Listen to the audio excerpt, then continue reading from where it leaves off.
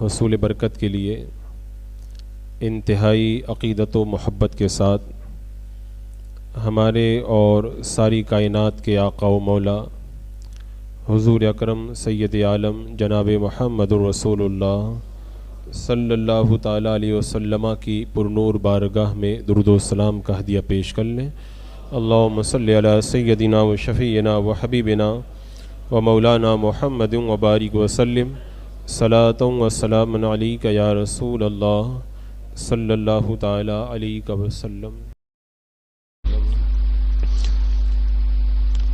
وَإِنَّ لَكُمْ فِي الْأَنْعَامِ لَعِبْرَةً نُسْقِيكُم مِّمَّا فِي بُطُونِهِ مِن بَيْنِ فَرْثٍ وَدَمٍ لَبَنًا خَالِصًا سَائِغًا لِلشَّارِبِينَ، اور بے شک تمہارے لیے چوپایوں میں نگاہ حاصل کرنے کی جگہ ہے، ہم تمہیں پلاتے ہیں اس چیز میں سے جو ان کے پیٹ میں ہے، گوبر اور خون کے بیچ میں سے، خالص دودھ، گلے سے آسانی سے اترتا، پینے والوں کے لیے۔ اس آیت کریمہ میں اللہ تبارک و تعالیٰ نے اپنی کچھ اور نشانیوں کو بیان فرمایا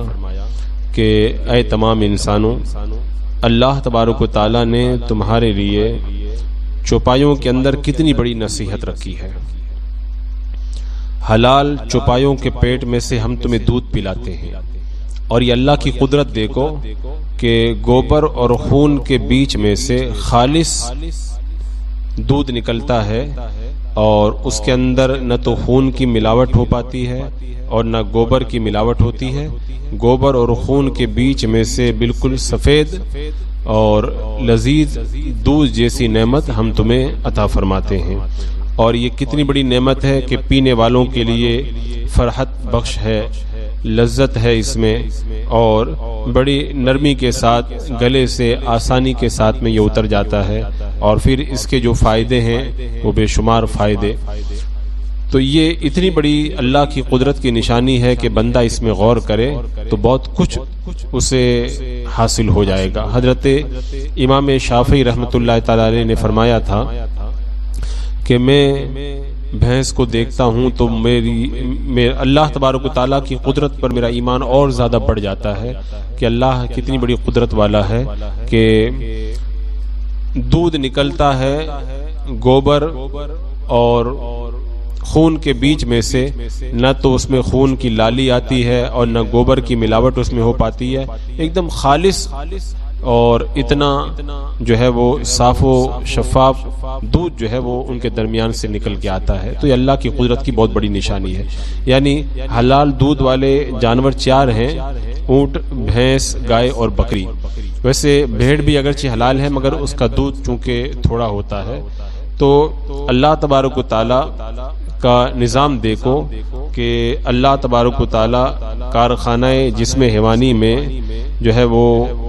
12 اندر اعضاء ہیں اس کے، یعنی ایک نرخرا ہے، میدا، پھر پھیپڑا،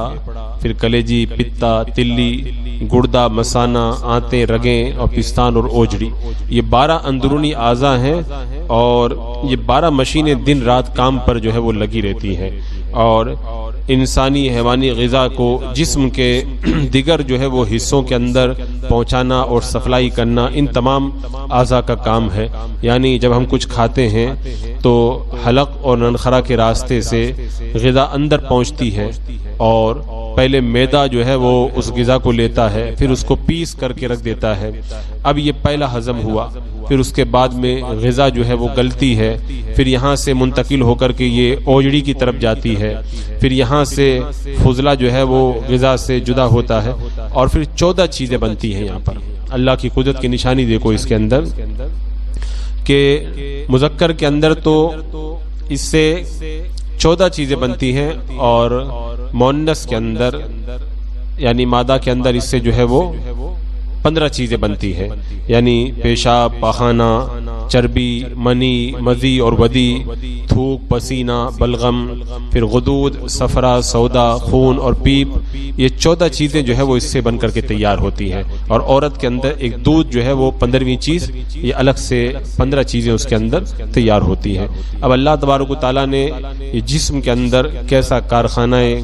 قدرت جو ہے وہ قائم کر کے رکھا ہے کہ کلیجی کی خصوصیت یہ ہے کہ وہ غذا کے اجزاء کثیفہ کو جو ہے وہ اپنے اندر لے لیتی ہے، اور جو لطیف اجزاء ہیں وہ اس میں نہیں جا پاتے، اور آنتیں جو ہے وہ لطیف اجزاء کو جو ہے وہ اپنے اندر کھینچ لیتی ہے، اور پھر کلیجی جو ہے وہ خون بناتی ہے، یہ اوپر جمع ہو کر کے رہتا ہے، اور جو پخانہ ہے وہ نیچے بیٹھ جاتا ہے. اب ان کے درمیان سے جو ہے وہ کیسے اللہ تبارک و تعالی جو ہے پاکیزہ دودھ نکال کر کے ہمیں عطا فرماتا ہے. اب یہ جو غذائی فضلہ ہے، اس سے پہلے تو خون بنتا ہے،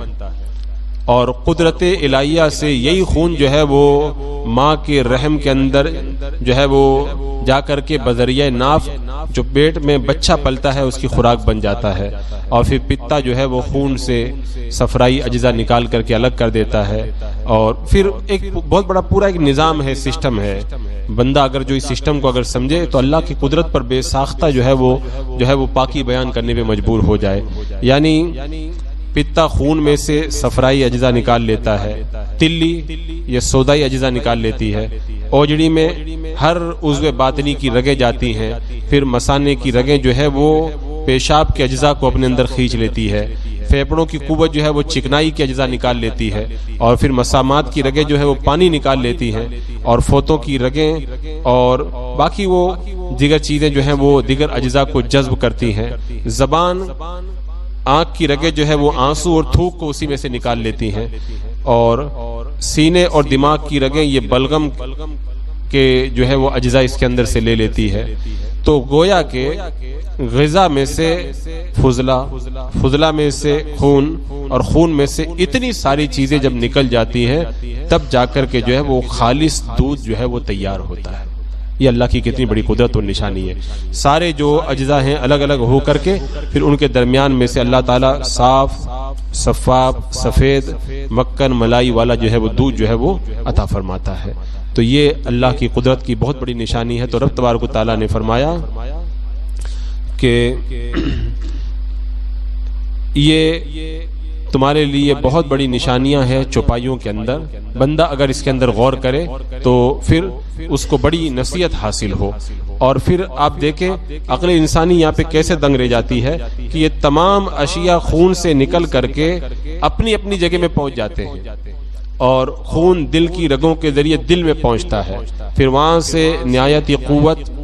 جوش اور طاقت لے کر کے پھر دوسرے راستے سے جو ہے وہ جسمانی رگوں میں تیزی کے ساتھ میں جو ہے وہ گردش کرتا ہے. پھر اس خون میں اس تمام غذا کی تاثیریں شامل ہو جاتی ہیں جو انسان جو ہے وہ کھاتا ہے. اب یہ خون جو ہے وہ اس تاثیر کو لے کر کے جاتا ہے. کہیں پر یہ گوشت بن جاتا ہے خون، کہیں پر یہی خون جو ہے وہ کھال بن جاتا ہے، کہیں پر یہی ہڈی اور ناخن بن جاتا ہے، اور کہیں پر یہی جو ہے وہ نرمی، کہیں گرمی، کہیں عقل، کہیں علم. تو یہ الگ الگ چیزیں جو ہے وہ بن کر کے سامنے آتا ہے. تو خون جو ہے اب دیکھیں اللہ کی قدرت دیکھیں، اس کے اندر اللہ نے کیسا نظام تیار کیا کہ خون انتہائی جوش کے ساتھ میں بدن میں گھومتا ہے. اب اگر دماغ کی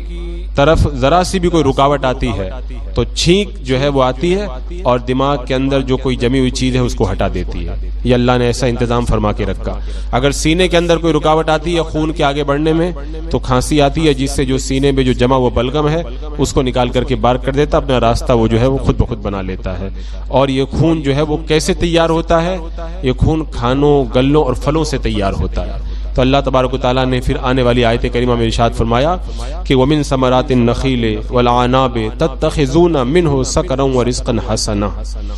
اور پھلوں اور کھجور اور انگور کے پھلوں میں سے کہ اسے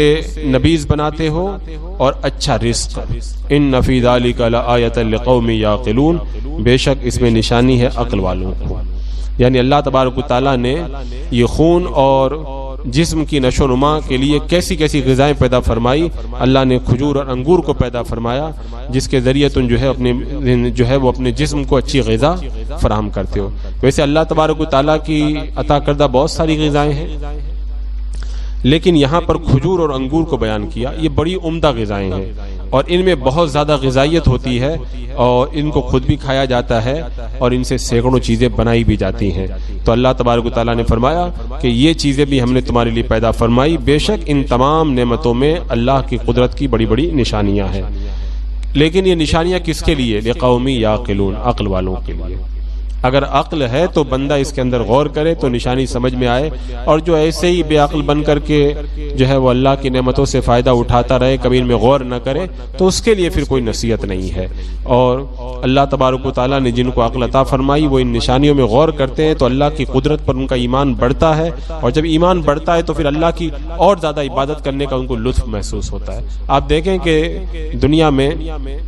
جب کوئی ہمارے ساتھ میں احسان کرتا ہے تو ہمارا دل اس کی طرف راغب ہوتا ہے، اور جب کسی کے احسانات بڑھتے ہیں تو پھر ہماری دل کی رغبت اس کی طرف اور زیادہ ہوتی ہے. دنیا کے معمولی انسان کی معمولی جو توجہ ہماری طرف ہو جائے تو ہم اتنا اس کا احسان ماننے لگ جاتے ہیں، اور اللہ تبارک و تعالیٰ کی نعمتیں، اس کے انعامات، اس کا کرم کبھی کبھی نہیں یا تھوڑا موڑا نہیں، اتنا زیادہ کثیر تعداد میں ہر لمحہ ہر سیکنڈ کے اندر ہمارے اوپر ہوتا ہے اور ہمیں اس کا احساس ہی نہیں ہو پاتا. ابھی ہم یہاں پہ بیٹھے ہوئے ہیں، اللہ کی نعمتیں ہمارے اوپر برابر اتر رہی ہیں لیکن ہمیں اس کا احساس نہیں ہے. اللہ تبارک و تعالیٰ نے ہمارے جسم کے اعضاء کو سب کام پہ لگا کے رکھا ہے، سب کام پہ لگے ہوئے ہیں، اور سب اللہ کی جو ہے وہ رحمت اور اللہ کے فضل ہی سے سب کام چل رہا ہے، لیکن ہمیں ان چیزوں کا جو ہے وہ احساس نہیں ہوتا. رب نے فرمایا اس میں نشانیاں ہیں عقل والوں کے لیے، اور جس کے اندر عقل ہوگی بندہ وہی غور کرے گا. یہاں پر صوفیاء کرام نے بڑی پیاری بات فرمائی عقل کے حوالے سے کہ ساری کائنات کے پاس جتنی عقل ہے، اللہ تبارک و تعالیٰ نے ساری کائنات میں سب سے زیادہ عقل جو ہے اپنے محبوب سید عالم صلی اللہ تعالیٰ علیہ وسلم کو عطا فرمائی. اور یہاں تک صوفیاء کرام نے بیان فرمایا کہ ساری کائنات کی عقلیں میرے آقا صلی اللہ علیہ وسلم کی عقل کے سامنے ایسے ہی ہیں جیسے، یعنی ساری کائنات کی عقلیں میرے آقا صلی اللہ تعالیٰ علیہ وسلم کی عقل کے سامنے ایسے ہی ہیں جیسے بہت بڑے کسی ریگستان کے سامنے کوئی چھوٹا سا ذرہ. یعنی میرے آقا علیہ الصلوۃ والسلام کی عقل مبارک ایک ریگستان کے ذروں کی طرح، اور اس کے مقابلے میں جیسے ایک ذرہ ہوتا ہے ایسے سارے انسانوں کی عقل بس اتنی ہی ہے. تو جو میرے آقا صلی اللہ تعالیٰ علیہ وسلم اتنی عظیم عقل کے مالک ہیں، اس پیارے نبی صلی اللہ تعالیٰ علیہ وسلم نے جو باتیں بتائیں ان کے اندر کتنی حکمت ہوگی اور کتنی دانائی ہوگی اور اس میں کتنا جو ہے وہ فائدہ ہوگا، بندہ اس کا اندازہ نہیں لگا سکتا. یہ اور بات ہے کہ دنیا میں مگن ہونے کی وجہ سے اس کے فائدے ہمیں سمجھ میں نہیں آتے. اسی لیے فرمایا اللہ تعالیٰ نے کہ لقد کان لکم فی رسول اللہ اسوۃ حسنہ، تمہارے لیے نبی کی زندگی کے اندر بہترین نمونہ ہے. تو جب اللہ کے رسول اتنے بڑے عقل مند اور اللہ تعالیٰ فرما رہا محبوب کی زندگی پہ چلو، تو اس سے پتہ یہ چلا کہ انسان اگر اللہ کے رسول علیہ السلام کی سنتوں پہ چلے، میرا آقا علیہ السلام نے جو بتایا اس کے اوپر اگر عمل کرے تو اس کو کہیں جانے کی ضرورت نہیں، کہیں ادھر ادھر جھانکنے کی ضرورت نہیں، اس کو ساری زندگی کا سب کچھ اس کو سرمایہ وہیں پر مل جائے گا، کیونکہ اللہ تبارک و تعالیٰ نے اپنے حبیب کی زندگی میں سب کچھ رکھ دیا ہے. ایک دنیا کا معمولی عقل مند ہوتا ہے، اس کی بات کو لوگ بڑے دھیان سے سنتے ہیں، اس کی بات سن کے اس پہ عمل کرتے ہیں. تو ساری کائنات کی عقلیں جس کے سامنے پانی کے ایک قطرے کی طرح ہیں، اتنے بڑے دانش مند اور دانا نے جو باتیں بتائی ان کے اندر کتنا فائدہ اس کا اندازہ نہیں لگا سکتے. لیکن ہم لوگ اپنی نادانی کی وجہ سے پیارے آقا علیہ السلام کی زندگی سے دور ہو کر کے پریشانیوں میں مبتلا ہوتے ہیں. تو اس میں نشانیاں ہیں عقل مندوں کے لیے. لہذا ہمیں بھی چاہیے کہ اللہ تبارک و تعالیٰ کی یہ نعمتیں ہم استعمال کر کے ایسے ہی نہ چل رہے. جب کوئی نعمت استعمال کریں تو اس میں غور کریں. جب غور کریں گے تو اللہ کی قدرت پہ ہمارا ایمان بڑھے گا، اور ایمان جب بڑھے گا تو پھر ہمیں اور زیادہ مزہ آئے گا اللہ کی عبادت کرنے کے اوپر.